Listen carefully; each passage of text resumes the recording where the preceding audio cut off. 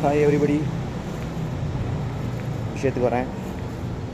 இப்போ பொதுவாக எல்லாருக்கும் பொதுவான ஒரு கேள்வியாக இருக்கிறது டயபெட்டிக்.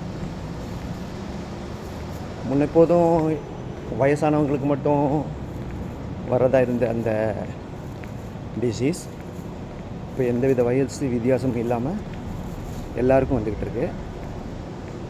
ஸோ அதை பற்றி டாக்டர்கள் பலவிதமான ரீசன்ஸை சொல்லுறாங்க.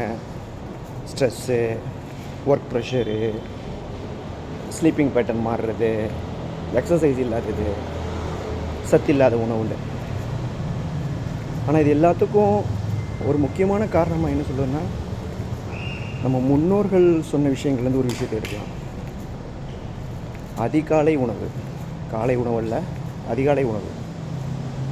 ஏன் அதிகாலை உணவுன்னு சொல்கிறோன்னா, 11 மணிக்கு சாப்பிட்றது காலை உணவு கிடையாது. அது பிரேக்ஃபாஸ்ட் இல்லை, ஏர்லி பிரேக்ஃபாஸ்ட். ஸோ அதுதான் இந்த டயபெட்டிக்கு ஒரு முக்கியமான ரீசன் அமைது. அந்த அதிகாலை உணவையும் ராஜா மாதிரி சாப்பிடணும். ராஜா மாதிரி சாப்பிட்ணுன்னா நிறைய காசு கொடுத்து